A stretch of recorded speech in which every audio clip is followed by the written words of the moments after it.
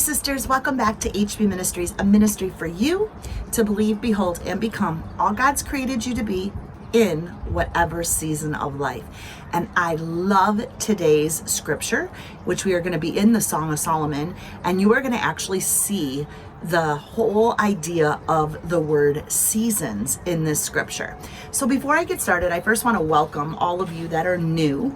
I know the last couple videos were either me just showing you my Bible or me just taking you through a walkthrough of a verse. I really wasn't able to get on and film myself because I had two pretty busy days, which is why my posts were kind of up late, especially yesterday. Now Monday, I was having some technical issues and my upload wasn't coming from my phone to my Mac. It just wasn't, they weren't reading each other. So I kept trying and trying and trying. I don't know what the deal was, but I finally got it. My daughter helped me. So I am really sorry about that, but those things can happen. And then on a busy day, I tend to blog or I will just do a post that you don't see me. Now this morning I got up really early, had some wonderful quiet time in the Song of Solomon, put my face mask on, just washed it off, and I put all my morning face regimens on my face, and I am just relaxing in God's beauty because today's verse is all about that. And really, I began to realize that if you are a sucker for love songs, which I am, I love Frank Sinatra. I love myself a good Frank Sinatra love song in the evening, and I love to just sit out on my porch. I also am a sucker for some pretty good country love songs. I love love songs. Well, the Book of Solomon is a love song. It's a beautiful love song that Solomon is singing to his wife. It's timeless and it's profound. It's so profound. His wording is really picturing, and literally when I started looking at today's verse, it was actually a salvation love affair. It's a love affair with our salvation. It's a love affair God has for us. When he talks about Israel, he's talking about us personally, or let's talk about our nation. He loves us. His spirit is still here upon us today, even in the midst of this pandemic. And I'm going to kind of take you through today's verse, and I'm going to kind of go ahead and do some spider webbing. I'm going to kind of identify it to you personally. And then I'm going to kind of show you how God's Spirit is upon us still today in our nation, even if we are in a season of winter. And that's really what's going on. That God is going to give a blessing to us. He really is. But we will go through seasons. And love songs do that too. Love songs depict that. Listen to a good country song and they're going to go from, you're going to go from hell to high waters to a beautiful field in the country and a woman in a nice red sundress, and in the visual is depicted as the story ends well. Same with Frank Sinatra. He's very poetic in the way he sings. Well, Song of Solomon is the same way, and I wish I had all day to sit and tell you some of the things that I did learn. Do have to tell you a funny story though, okay? This is a funny story. Crazy things always happen to me. If I could film my day in the life of Heather, I would have thousands and thousands of watchers, because honestly everybody thinks I should have a reality show because my life is kind of just like that. And I wish I could get on Instagram more. Honestly, I'm trying to get on Instagram more because I want to involve you more, but I'm not one that picks up my phone all the time. I have not. I get in trouble from my family members that I don't text back so fast, and even some of my closest friends. So if you're watching, you know that. I'm not good at getting back. I'm not good at phone calls. I'm terrible at that. I got to work on that. Ministry stuff, I stay on top of. Honestly, I will get back with you right away. Okay, so sidebar to this. You're going to notice in today's verse, the word turtle dove comes up. And I was so drawn to that because an incident happened to me. Okay, first of all, I want to show you this video. See this little clippage from my phone? Okay, here's the funny story. Every single night for the last month, my husband has went outside. Now, you might have noticed this on one of my Instagram stories. If you were watching one of my Instagram stories and you noticed my little turtle dove that was living in the top of my light fixture on my porch, let me know if you saw that. I think I only filmed it one time, but my husband takes the dogs for their little nightly walk right outside. I have 2 Chihuahuas, and he doesn't have to take them out on a leash at night, and they just walk the perimeters of our yards. And then before he goes, he checks in on our turtle dove, who laid eggs in our little light, which you saw in that picture, at the top. And I've had to be very careful of that light because I always told the turtle dove, why would you pick this spot? This is a pretty dangerous spot, But anyway, when I was reading today's, I'm going to kind of go back and forth, today's devotional, I thought, what does a turtle dove mean? Because we have them all over our house. They're like standing on our roof. And so in today's lesson, I dug in a little bit more and I was realizing the symbolicness of a turtle dove or a dove that's around your house. They come to a place that's of peace. They sense that out and they symbolize God's promises to you. They symbolize God's spirit to you. And I actually pulled it up. Let me screenshot this for you right here. This is what I pulled up in my notes today. So let's read this.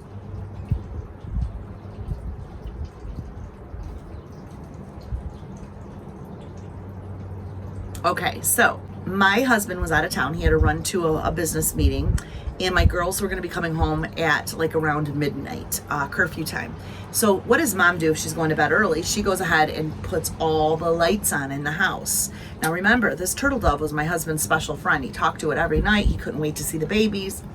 Well, I'm sleeping and I start smelling smoke. And then I see fire coming up to the top of my window. And I have my bedroom windows are upstairs. So it was like, what the heck is this? I flew out of bed as fast as I could. I go downstairs and I realize I put the 2 lights on that our sweet little turtle dove has been laying his eggs in, and I burnt that up. I caught the turtle dove that is so symbolic to the Spirit of God. And everything that I'm learning today, I'm reading it and I'm going, Lord, I just caught that nest, all the babies and that turtle dove on fire. That is a picture of me, okay? I was like, Lord, what does that mean? Oh my gosh. So I sent a picture to my husband of the video of the smoking light, and he's like, what happened? And I'm like, honey, I burnt the turtle dove and the nest because the light went on for outdoors, and I completely forgot that bird was in there. And so it's just a little funny story. It's really not funny, but I was like, Lord, what does this mean? Did I burn the promises of God up? I don't know. It was just a funny story, and I thought it was interesting that I was studying turtle doves today. So I just had to share that with you because that's like, these crazy things always happen to me. I'm like, I am so sorry. I literally cried. I texted my daughters because we've all been talking to this bird, and I said, you are not going to believe what mom did. I don't know, maybe it's a story that God's Spirit still returns and does work in our lives even when we fail and we make mistakes or we trip over the promises of God that He's trying to deliver us every single day. His Spirit's still here, because the amazing thing is none of the other turtle doves have left. They're here in the morning, hooting like an owl, and it was just kind of good. And maybe that's a picture of our world today is burning. There are things around us that are just on fire. There's burning in the streets. There's chaos in the streets, but God's Spirit will remain. He will come back. And I think that's what you'll see in today's verse. So I'm going to go ahead and post the verse right here for you, and let's go ahead and read this together. I wanted you guys to read verses 11 through 14, and we are doing Psalm of Solomon chapter 2. So it says, my beloved spoke and said to me, rise up, my love, my fair one, and come away. For lo, the winter is past, the rain is over and gone. The flowers appear on the earth, the time of singing has come, and the voice of the turtle dove is heard in our land. Yes, he was heard every morning sitting in my light fixture. The fig tree puts forth her green figs, and the vines with tender grapes. Give a good smell. Rise up, my love, my fair one, and come away. All right, so in my Bible, if you want to take journal notes, what I did in today's Bible, and I'm using my study Bible today. A lot of people will ask, I flip back and forth, but this is my Maxwell Leadership Study Bible. And I sometimes like the leadership notes in here. When you're working in ministry and leadership, I found this Bible to be helpful. But what I did is I broke it down. So it says, for lo, the winter is past and the rain is over and gone. What I wrote down there is that we're in a season right now where I believe our nation is still in winter. There's still storms going on emotionally, politically, physically with the pandemic. We are still in a season of winter. It has not passed and the rain has not gone. There's still a lot of darkness here.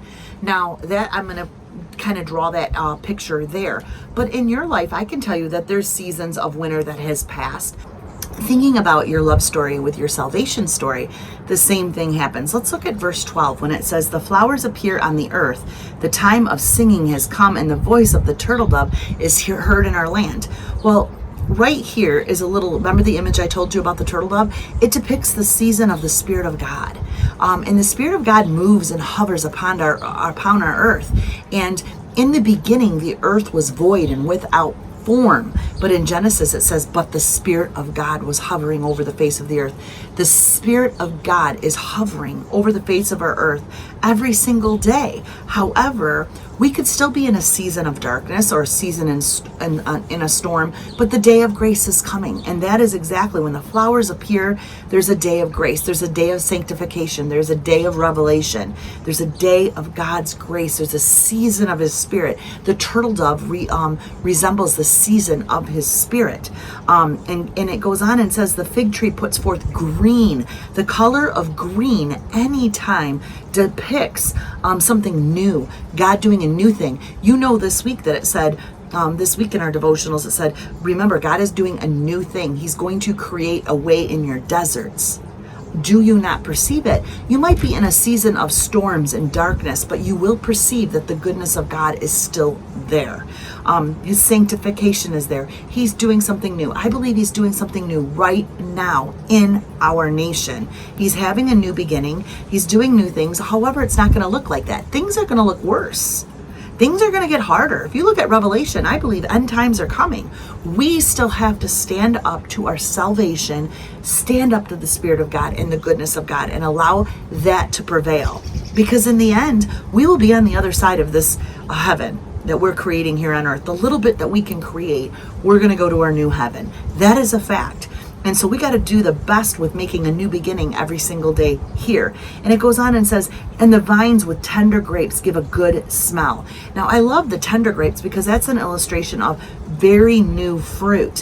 When God prunes and pricks at your heart and causes conviction, what happens is when you allow the goodness of God, the Spirit, the season of the voice of the turtle dove to speak to you, you're tenderizing your heart. You're letting Him put a new heart in. We talked about that yesterday, which then allows you to be pruned, which then allows you to develop tender grapes, fresh fruit, which when you eat fresh fruit right now in the spring, it smells wonderful. It tastes wonderful. It is the best. Do you not see this? Is this not an amazing picture? So rise up, my loved one, my fair one, and come away. What that means is do not be sluggish in the church, people.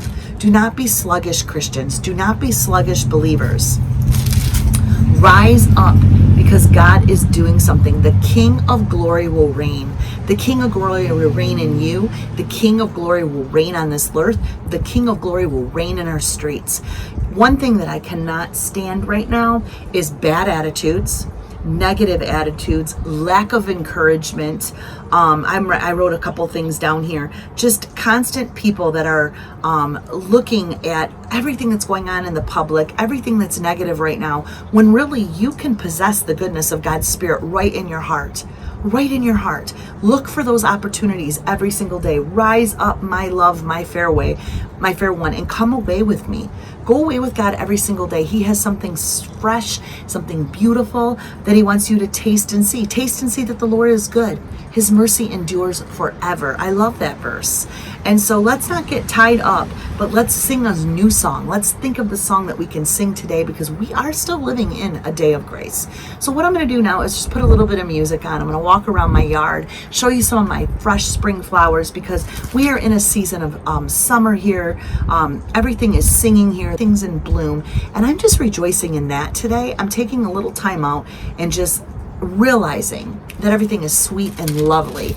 And that is what a love song will do to us. It stirs our heart. So I pray that this stirs your heart. I pray that today was a blessing. Do not forget, tomorrow is Thursday. I will be sending out the newsletters for our live study. For those that are new, I do a live study every single Friday. I send out study notes for you with the theme for the week. So you want to be subscribed to heatherbaxter.com so you can come to that live study on Friday. It'll be at 1 o'clock. I'm really excited for that. And we will talk about an important lesson. I will reveal that more to you tomorrow in your newsletter. So here is my address at heatherbaxter.com. Please subscribe, join, share with a friend. I'm encouraging you to share this channel, anything that you can do with a friend, get them to join us for the live study on Friday. And the best way to do that is when I send your newsletter out, there's a share button. Share that newsletter with your friend via email, or come over to the HB Bible Study resource. The newsletter is also posted there, and you can share that right there to another friend's page or right on your Facebook page. I would really appreciate that. It helps grow this channel, and not only grow this channel, but it helps support the ministry, which is what I'm believing in for 2020. So I love you guys. Thank you for being here. Reflect on this. Now, one question that I've been getting a lot of is, what do we do on our journals? So here's the calendar. Remember, sermon notes are you writing your sermon notes for whatever church service that you listen to on Sunday. And I always share mine. I would love to see your sermon notes. Then the journal day is days that I want you to reflect on verses like this that I'm sharing and write out. I'm trying to slowly teach you how to write out a verse, reflect on it, think about it. Maybe on this verse, you can write out your winter months. Maybe you could talk to God about those, and then ask God to invite his salvation, his grace in. Write a vision for what your fresh fruit would look like. Those are what journal days are about. Go back to some of the specific verses for this week and write on them. Journal out a little bit more. Write a story back to God. He wants a love song to happen, just as Solomon was with his wife. He wants that relationship with you. So let that poetic energy flow. Get a pen to paper and just write. Write your visions down. Let God know your praises. Just spend time in that journal time. So I will talk to you soon, and let's go ahead and just embrace God's goodness and beauty in the life of summer here in my backyard. Blessings. When we wake, hear the birds and see the sun. Side by side our fears are done. Oh, the good times just begun.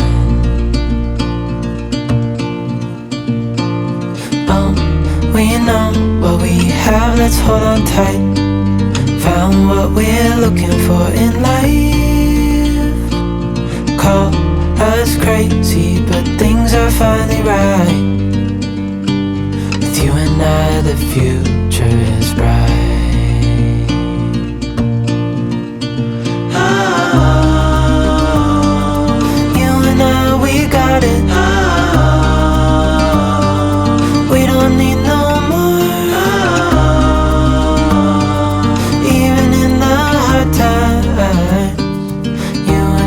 can weather any storm. Before I sleep, hear the crickets, see the moon. Side by side and through. No limit to what we can do. Oh, we know what we have, let's hold on tight. Found what we're looking for in life. Call us crazy, but things are finally right.